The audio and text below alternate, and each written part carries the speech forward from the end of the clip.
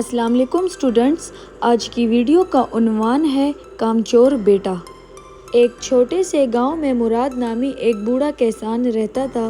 مراد بہت محنتی اور دیانتدار انسان تھا، جس نے اپنی پوری زندگی کھیتوں میں پسینہ بہا کر اپنے گھر والوں کے لیے رزق حلال کمایا۔ مراد کا ایک ہی بیٹا تھا جس کا نام اسلم تھا۔ اسلم اپنے باپ کے بالکل برعکس تھا۔ وہ نہ صرف سست اور کاہل تھا بلکہ سارا دن دوستوں کے ساتھ گپ شپ کرنے اور سونے میں گزار دیتا۔ مراد کو ہمیشہ یہ فکر کھائی جاتی کہ اس کے مرنے کے بعد اس کے بیٹے کا کیا بنے گا۔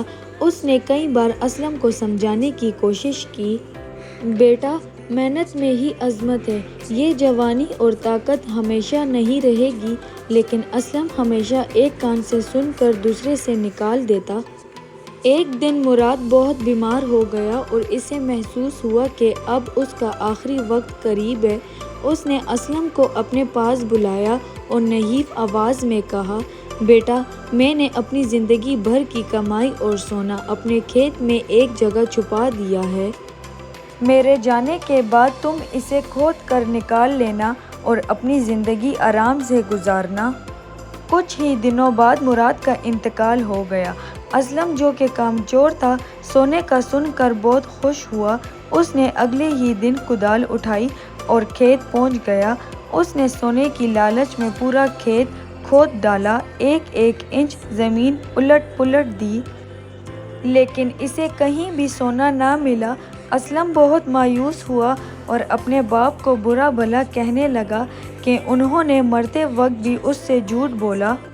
اسی دوران وہاں سے ایک بوڑھا دانا شخص گزرا۔ اس نے اسلم کو پریشان دیکھ کر وجہ پوچھی۔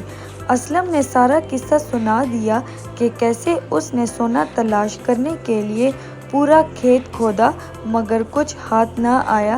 دانا شخص مسکرایا اور بولا، بیٹا اب جب کہ تم نے اتنی محنت سے کھیت کھود ہی لیا ہے تو کیوں نہ اس میں بیج ڈال دو، زمین تیار ہے، بس تھوڑی ہمت اور کرو۔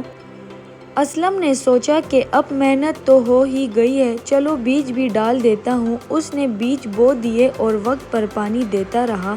کچھ مہینوں بعد اس کے کھیت میں ایسی لہلہاتی اور شاندار فصل تیار ہوئی جو پورے گاؤں میں کسی کی نہ تھی۔ اسلم نے جب وہ فصل بازار میں بیچی تو اسے اتنے پیسے ملے جتنے اس نے کبھی خواب میں بھی نہیں دیکھے تھے۔ تب اسلم کو سمجھ آیا کہ اس کے باپ نے اسے کیا سمجھانے کی کوشش کی تھی۔ اس کا اصل سونا وہ چھپا ہوا خزانہ نہیں بلکہ اس کی اپنی محنت تھی جو اس نے زمین کھود کر کی تھی۔ اخلاقی سبق: اس کہانی سے ہمیں یہ سبق ملتا ہے کہ محنت میں ہی برکت ہے۔